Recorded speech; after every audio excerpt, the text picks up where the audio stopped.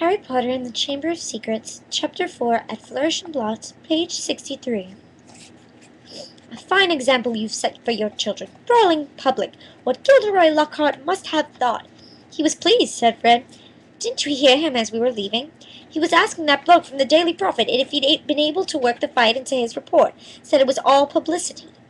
But it was a subdued group that headed back to the fireside in the leaky cauldron, where Harry and the Weasleys and all their shopping would be traveling back to the Burrow using Floo powder.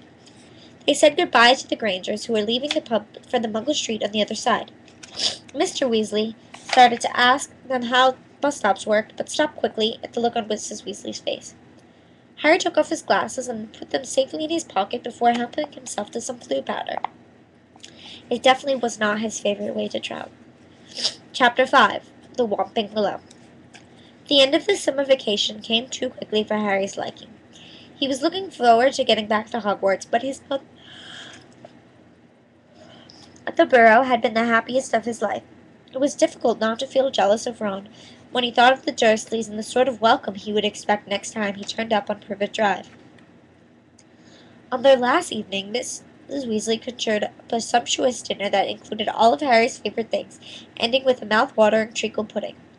Fred and George rounded off the evening with a display of filibuster fireworks. They filled the kitchen with red and blue stars that bouncing from ceiling to wall for at least half an hour. Then it was time for a last mug of hot chocolate and bed. It took a long while to get started the next morning. They were all up at dawn, but somehow they still seemed to have a great deal to do. Mrs. Weasley dashed out in a bad mood, looking for spare socks and quills. People kept colliding on the stairs, half-dressed, with bits of toast in their hands, and Mr. Weasley nearly broke his neck tripping over a stray chicken as he crossed the yard carrying Ginny's trunk to the car.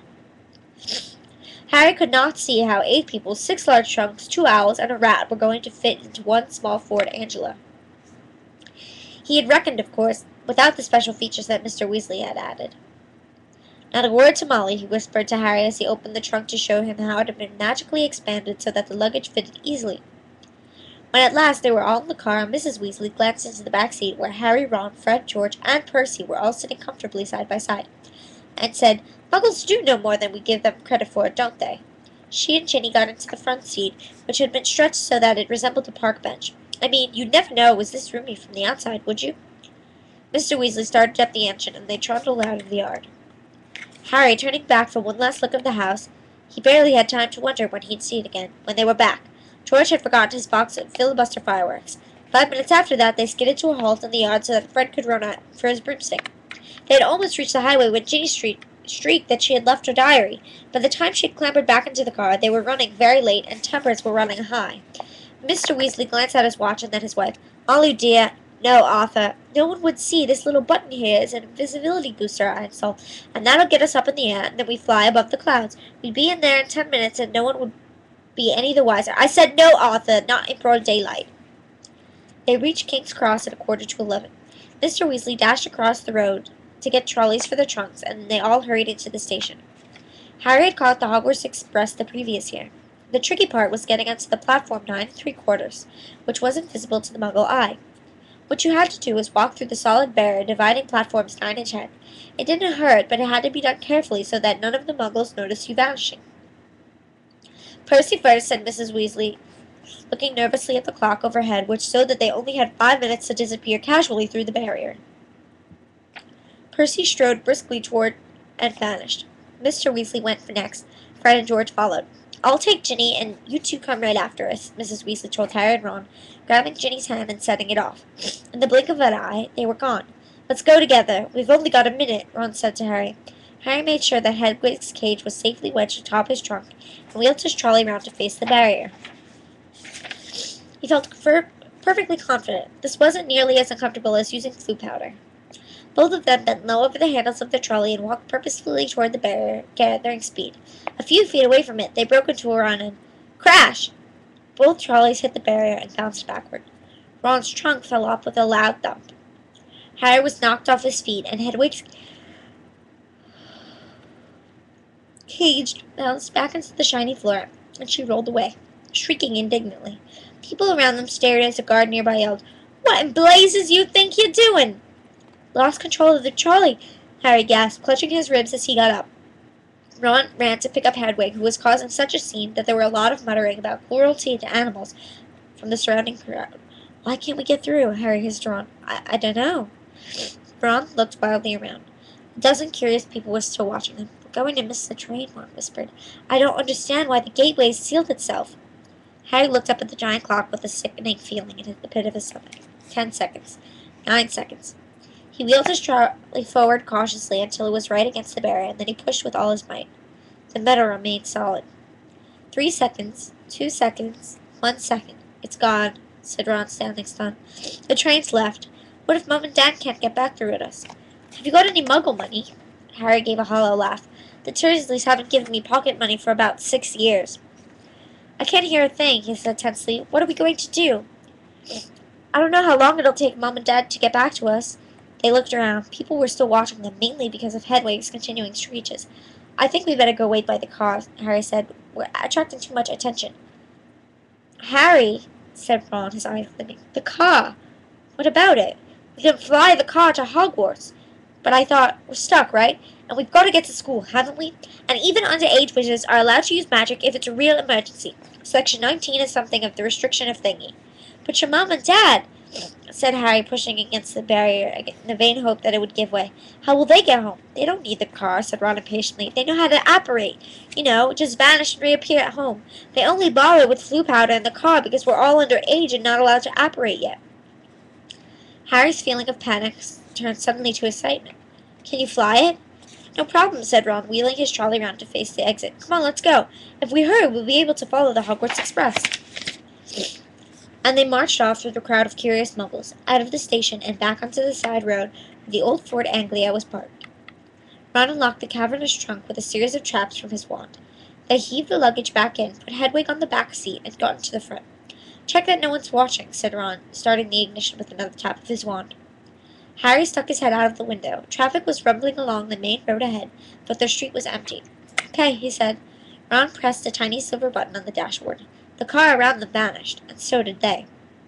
Harry could feel the seat vibrating beneath him, hear the engine, feel his hands on his knees, and his glasses on his nose, but for all he could see, it had become just a pair of eyeballs, floating a few feet above the ground in a dingy street full of parked cars. "Let's go," said Ron's voice from his right. On the ground, the dirty buildings on either side fell away, chopping out of sight as the car rose. In seconds, the whole of London lay smoky and glittery below them. Then there was a popping noise, and the car. Harry and Ron reappeared. "Uh-oh," said Ron, jabbing the invisibility booster. "It's faulty." Both of them pummeled it. The car vanished, and then it flickered back again. "Hold on," Ron yelled, and he slammed his foot on the accelerator. They shot straight into the low, woolly clouds, and everything turned dull and foggy. "Now what?" said Harry, blinking at the solid mass of cloud pressing them from both sides. "We need to see the train to know what direction it's going in," said Ron. "Dip back down it again quickly." They dropped back beneath the clouds and twisted around in their seats, squinting at the ground. "I can see it!" Harry yelled. "Right ahead! There!" The Hogwarts Express was streaking along below them like a scarlet snake. "Due north," said Ron, checking the compass on the dashboard. "Okay, we'll just have to check on it every half an hour, so hold on." And they shot up again through the clouds.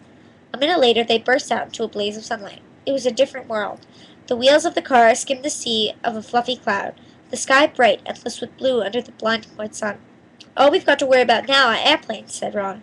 They looked at each other and started to laugh. For a long time, they couldn't stop. It was as though they had plunged into a fabulous dream. This, thought Harry, was surely the only way to travel.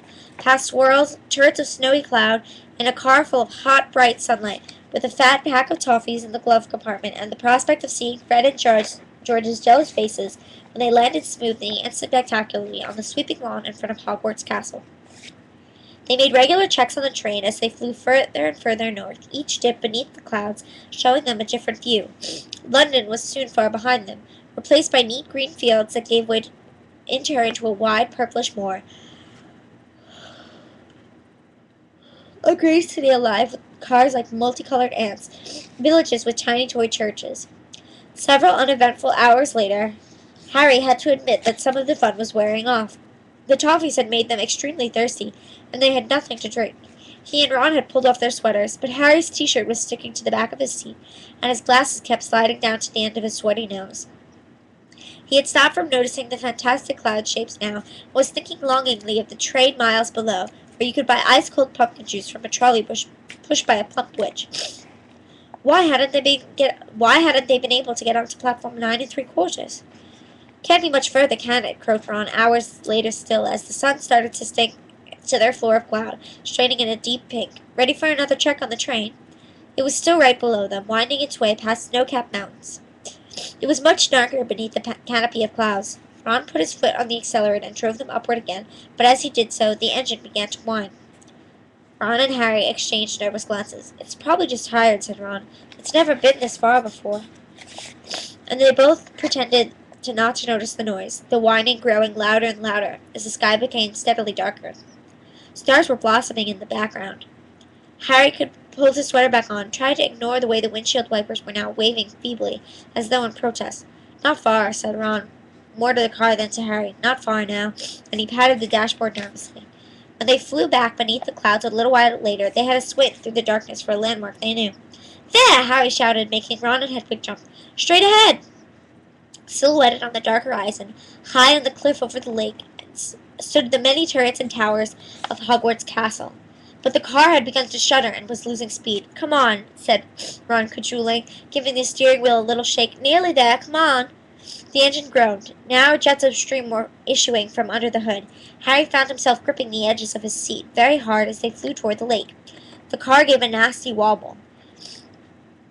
Glancing out of his window, Harry saw the smooth, black, glassy surface of the water a mile below. Ron's knuckles were white on the steering wheel. The car wobbled again. "Come on," Ron muttered, and they were over the lake. The castle was right ahead. Ron put his foot down. There was a loud clunk, a splutter, and the engine died completely.